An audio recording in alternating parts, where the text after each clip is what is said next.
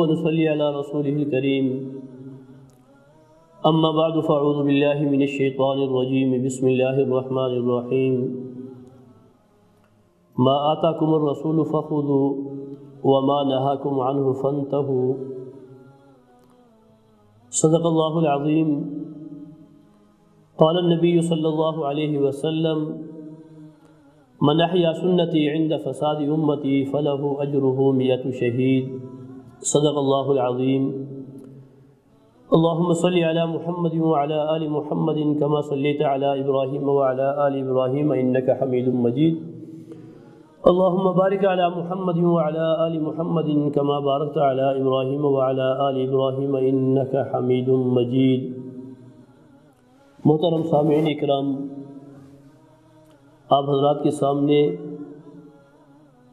جناب نبی کریم صلی اللہ علیہ وسلم کی سنت، آپ صلی اللہ علیہ وسلم کے طریقے کے بارے میں کچھ باتیں قرآن و حدیث کی روشنی میں عرض کرنی ہے۔ اللہ تبارک و تعالی ہم سب کو جناب نبی کریم صلی اللہ علیہ وسلم کی سنت سے محبت نصیب فرمائے، آپ صلی اللہ علیہ وسلم کے طریقے کے اوپر چلنے کی توفیق نصیب فرمائے۔ سنت، آپ صلی اللہ علیہ وسلم کا طریقہ، آپ صلی اللہ علیہ وسلم کا عمل، اس کو سنت کہا جاتا ہے۔ چھوٹی سی مثال اس کی یوں سمجھ لیں کہ نبی کریم صلی اللہ علیہ وسلم کی پوری زندگی محفوظ ہے، ایک ایک ادا، آپ صلی اللہ علیہ وسلم کی ایک ایک بات، آپ صلی اللہ علیہ وسلم کا ایک ایک فعل، آپ صلی اللہ علیہ وسلم کے گھر کی زندگی، آپ صلی اللہ علیہ وسلم کی باہر کی زندگی، آپ صلی اللہ علیہ وسلم کے مسجد کی زندگی، آپ صلی اللہ علیہ وسلم کی جہاد کا سفر، جہاد کی زندگی، ایک ایک ادا محفوظ ہے۔ صحابہ اکرام رضوان اللہ تعالی علیہم اجمعین نے اس کو محفوظ کیا، امت تک پہنچایا۔ گویا کہ آپ صلی اللہ علیہ وسلم کی زندگی میں، حیات میں، آپ صلی اللہ علیہ وسلم کے قریب کیمرے تھے، کوئی قریب، کوئی دور، کوئی گھر میں، کوئی باہر، کوئی مسجد میں، اور کچھ صحابی آپ صلی اللہ علیہ وسلم کی ایک ایک ادا کو نقل کرتے ہیں، کسی بھی ادا کو نہیں چھوڑا۔ حتیٰ کہ آپ صلی اللہ علیہ وسلم چلتے کس طرح تھے، آپ صلی اللہ علیہ وسلم کھانا کس طرح کھاتے تھے، آپ صلی اللہ علیہ وسلم سوتے کس طرح تھے، آپ صلی اللہ علیہ وسلم مسکراتے کس طرح تھے، آپ صلی اللہ علیہ وسلم مسکراتے تو کیسے لگتے، آپ صلی اللہ علیہ وسلم غصے میں آتے تو کیسے لگتے، یہ تمام چیزیں ایک ایک لمحہ صحابہ اکرام رضوان اللہ تعالی علیہم اجمعین نے، صحابیات نے مل کر ایک ایک لمحہ محفوظ کر دیا، امت تک پہنچا دیا۔ آدم علیہ السلام سے لے کر آپ صلی اللہ علیہ وسلم تک جتنے بھی انبیاء ہیں، کسی بھی نبی، ان کی پوری زندگی اس طرح محفوظ نہیں، موجود نہیں امت میں، مگر آپ صلی اللہ علیہ وسلم کے تمام حالات، تمام طریقے، تمام چیزیں موجود ہیں، محفوظ ہیں، امت تک پہنچی ہوئی ہے۔ اسی کو سنت کہا جاتا ہے۔ اب ہم آپ صلی اللہ علیہ وسلم کی جو سنت ہے، طریقہ ہے، تو یہ طریقہ، یہ سنت، جس طریقے سے جو کام آپ صلی اللہ علیہ وسلم نے کیا، اس سے بہتر کوئی اور طریقہ نہیں تھا۔ اگر اس سے بہتر کوئی طریقہ ہوتا تو جناب سیدنا محمد مصطفیٰ صلی اللہ علیہ وسلم اس طریقے سے اس کام کو کرتے۔ مثلا 2-3 مثالیں آپ حضرات کے سامنے پیش کرنی ہے کہ آپ صلی اللہ علیہ وسلم نے سونے کا طریقہ یہ بتلایا کہ انسان دائیں کروٹ کے اوپر دایاں ہاتھ سر کے نیچے رکھ کر انسان دائیں طرف جو ہے وہ مڑ کر سو جائے۔ اب سونے کے ممکنہ 4 طریقے ہیں۔ نمبر 1 دائیں کروٹ کے اوپر سونا، نمبر 2 بائیں کروٹ کے اوپر سونا، نمبر 3 پیٹھ کے بل سونا، نمبر 4 منہ کے بل سوئے انسان، پیٹ کے بل جو ہے وہ زمین کے اوپر اس طرح سوئے۔ یہ 4 طریقے سونے کے ممکنہ ہیں۔ کھڑے ہو کر سر کے بل انسان سو نہیں سکتا۔ اب جو آپ صلی اللہ علیہ وسلم کی سنت ہے، طریقہ ہے دائیں طرف سونا۔ سب سے زیادہ انسانی صحت کے لیے فائدہ وہ اسی میں ہے۔ مثلا جب انسان دائیں طرف دائیں کروٹ کے اوپر سوتا ہے تو انسان کا دل یہ خون کو حرکت دیتا ہے، جسم کے تمام اعضاء تک خون کو پہنچاتا ہے۔ تو جب انسان دائیں طرف سوتا ہے تو یہ دل کو تمام اعضاء تک خون کا پہنچانا انتہائی آسان ہوتا ہے۔ گویا کہ اوپر کی منزل کے اوپر ٹنکی ہو، وہاں سے پانی نیچے آ رہا ہے، تمام اعضاء تک خون پہنچتا ہے۔ تھوڑے وقت کے اندر انسان کی نیند پوری ہوتی ہے اور انسان حشاش بشاش، جب اٹھتا ہے تو حشاش بشاش ہوتا ہے۔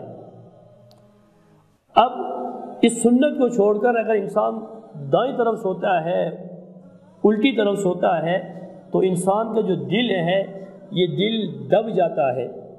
یہ خون کی پمپنگ اور خون کو صحیح طریقے سے جو ہے وہ تمام اعضاء تک پہنچا نہیں سکتا۔ یہ دل زمین اور انسان کے جسم کے درمیان دبا ہوا ہوتا ہے، اس کو خون پہنچانے میں دقت ہوتی ہے، جس طرح موٹر کے ذریعے انسان دوسری تیسری منزل تک پانی پہنچائے۔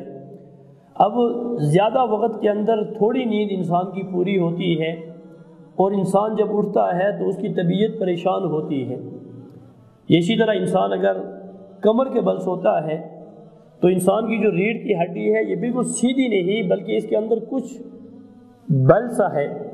جو آدمی زیادہ تر کمر کے بل سوتا ہے تو ریڑھ کی ہڈی کے اوپر بوجھ پڑتا ہے اور یہ خم سیدھا ہوتا ہے، جس کی وجہ سے انسان کے مہرے وہ ان کے اندر تکلیف آتی ہے۔ ہر دوسرا تیسرا آدمی آپ کو مہروں کے درد کے اندر مبتلا ہوگا۔ کسی کے کمر کے مہرے خراب ہیں، کسی کی گردن کے مہرے خراب ہیں۔ تو سیدھا سونا، جب انسان سیدھا سوئے گا تو یہ کمر کی جو ریڑھ کی ہڈی ہے اس کے مہرے جو ہے وہ سیدھے ہو جائیں گے، جس کی وجہ سے انسان بیماری کی طرف اور انسان جو ہے وہ اس تکلیف کی طرف، تکلیف کے اندر مبتلا ہو جائے گا۔ اور چوتھا جو ممکنہ طریقہ ہے وہ ہے کہ انسان پیٹ کے بل سوئے۔ تو جب انسان پیٹ کے بل سوئے گا، انسان کا پیٹ بھرا ہوا ہوگا تو جو پیٹ سے بخارات اٹھیں گے، گیس وہ انسان کے دماغ کے اوپر جائے گی، جس کی وجہ سے پوری رات انسان بدخوابی کے اندر اور برے برے خوابات دیکھتا رہے گا۔ تو لہٰذا سب سے بہتر طریقہ جو آپ صلی اللہ علیہ وسلم کا ہے، سنت ہے دائیں طرف سونا، وہ سب سے بہتر طریقہ ہے۔ دوسری مثال کہ مسواک آپ صلی اللہ علیہ وسلم کی عادت شریفہ تھی۔ حضرت عائشہ رضی اللہ تعالی عنہ فرماتی ہے کہ سفر سے واپس آتے گھر میں داخل ہوتے تو مسواک کیا کرتے تھے، صبح اٹھتے تو مسواک کیا کرتے تھے، روزانہ 5 وقت مسواک کیا کرتے تھے، حتیٰ کہ سونے سے پہلے مسواک کیا کرتے تھے۔ آج جدید تحقیق نے اس چیز کو ثابت کیا ہے کہ انسان کی جو بیماریاں ہیں، انسان رات کو اپنے دانت صاف کر کے سوئے اور صبح اٹھنے کے بعد انسان اپنے دانت جو ہے وہ صاف کرے۔ جو کام 1400 سال پہلے آپ صلی اللہ علیہ وسلم نے فرمایا، آج سائنس اس بات کو ثابت کر رہی ہے کہ انسان کے لیے سب سے پہلا کام صبح اٹھنے کے بعد دانتوں کو صاف کرنا ہے، اور کھانا کھانے کے بعد آخری کام رات کو وہ انسان دانتوں کو صاف کرے، اس کے بعد سوئے، اس کے دانت جو ہے وہ بیماریوں سے محفوظ رہیں گے۔ مسواک سے انسان، حضرت علی رضی اللہ تعالیٰ عنہ کا مقولہ ہے کہ انسان کی سر کے اندر بعض رگیں ایسی ہیں جو ہمیشہ حرکت کرتی ہیں، بعض رگیں ایسی ہیں جو ہمیشہ ساکن رہتی ہیں۔ جو آدمی مسواک کرتا ہے تو مسواک کی وجہ سے حرکت والی رگیں حرکت میں رہتی ہیں اور ساکن رگیں سکون کی حالت میں رہتی ہیں۔ اگر اس کے بالعکس ہو جائے، حرکت والی رگیں سکون آرام کے اندر آ جائیں اور سکون والی رگیں حرکت کے اندر آ جائیں تو انسان کے سر کے اندر درد شروع ہو جاتا ہے، اور اس کا سب سے بہترین علاج وہ مسواک ہے۔ نسیان کا مرض، بیماری کا مرض، اکثر حافظہ انسان کا کمزور ہوتا ہے، تو زبان کے اوپر مسواک کرنا اس کی وجہ سے انسان کا حافظہ قوی ہوتا ہے، انسان کا معدہ طاقتور ہوتا ہے۔ اتنے فوائد ہیں مسواک کے اندر کہ انسان اس کا تصور نہیں کر سکتا۔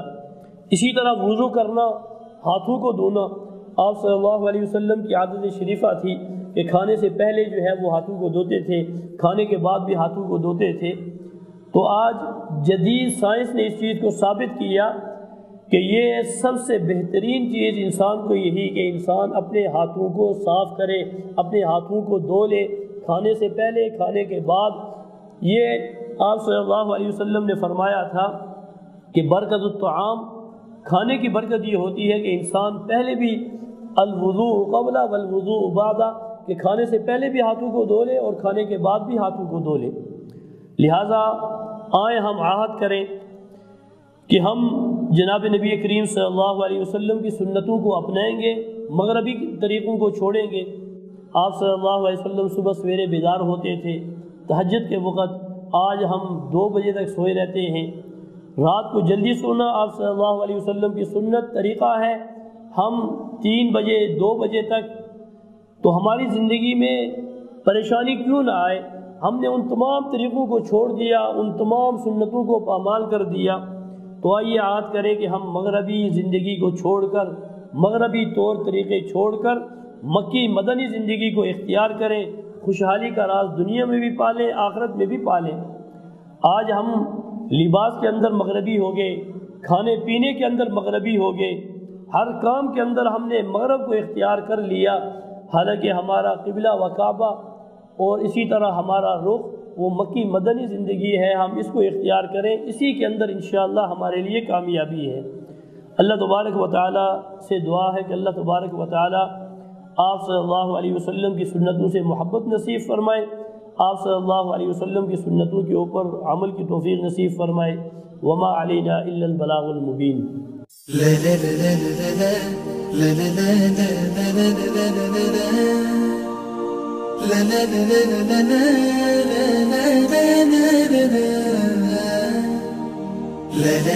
la la